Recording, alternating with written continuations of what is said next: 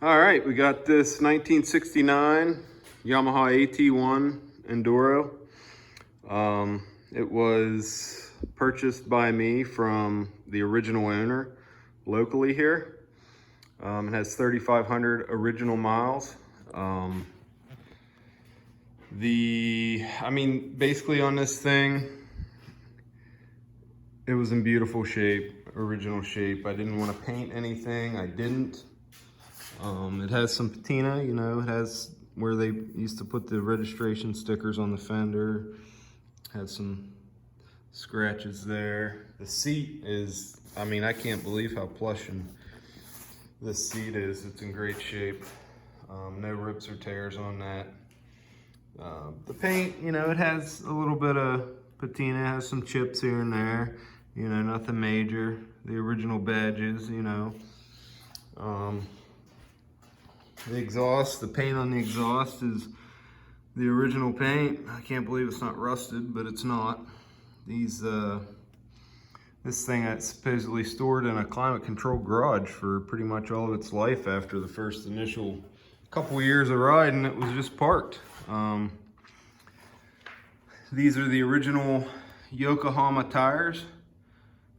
You know, not much cracking or anything on there. I mean, if you were gonna ride this every day, yeah, I'd say probably replace those tires, but I wanted to keep it original, like I said, and so I left them on for, you know, originality. It's not too often that you find one of these bikes that have all the original parts, you know, and haven't been beaten to heck and back. But like this fork here is absolutely beautiful, almost mint there. Original reflectors, speedometer, tachometer, all cleaned up beautifully. The glass, no fading. I mean, it's just spectacular. These rubbers here, they were dry rotted and cracked, so I ordered a set of new old stock replacement rubbers for both of these. They weren't cheap, but I wanted to get new old stock. So to get it here, I mean, of course, with a 50-year-old bike, you're gonna have some gaskets and seals that need replaced. So I changed all the oil in both the tank and the transmission here. Clean and lube the chain. I replaced some seals here with some new old stock seals that came off this oil banjo, and ran some new lines for the fuel. We got new spark plug. I cleaned and replaced all the gaskets in the carburetor to get it in running shape. The fork seals were replaced. I wanted everything to hold oil and fuel so that we could get this thing running and down the road and make it an actual functioning piece of history. It has the original toolkit inside with all the tools in it, which is also kind of cool and rare. The wheels cleaned up beautifully. I mean, that chrome is beautiful, shiny. A little bit of patina on the spokes, but hey, what can you ask for?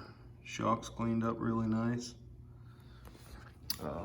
This was actually an option for this year to have turn signals on it.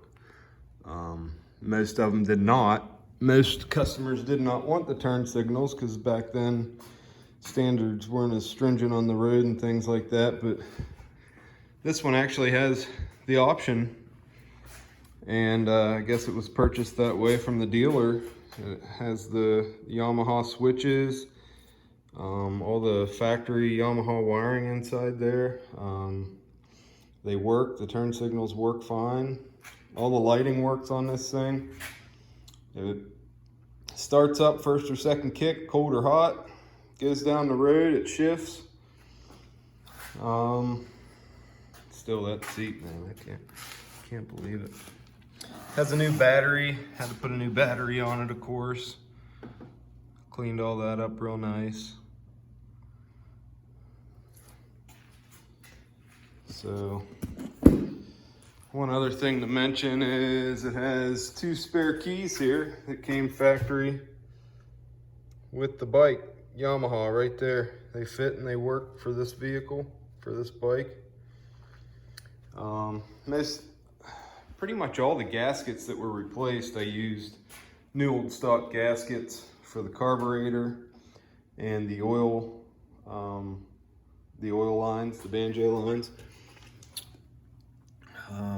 The Autolube feature works on this. I made sure that when I put oil in the Autolube tank that I bled and adjusted the Autolube pump to the right specification, and then tested the to make sure the Autolube feature was working before I put fuel to this, because that's a pretty important feature to make sure you have oil going to it. So anyways, let's fire it up. Show you everything's working here.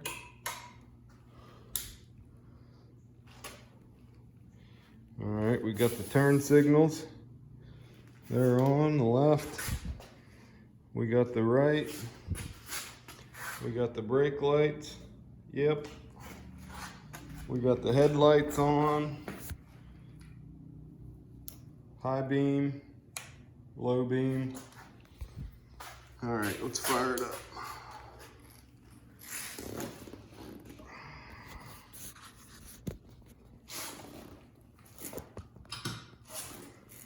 I'm gonna kick it this time.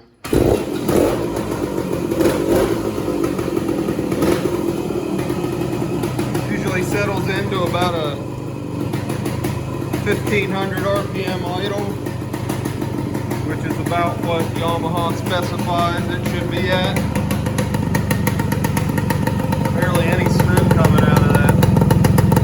I mean, it runs beautifully.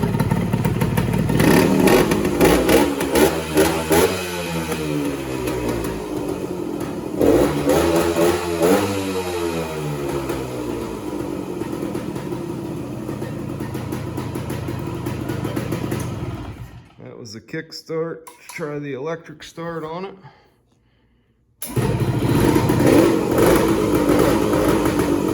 Works great.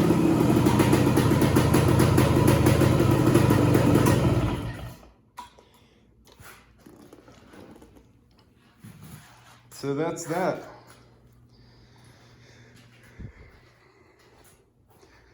If you want to own a little piece of Yamaha history, this thing is for sale. So get back to me, or if you see this on eBay, make a bid. Let me know, and it can be yours. It's for sale. All right, thanks for watching.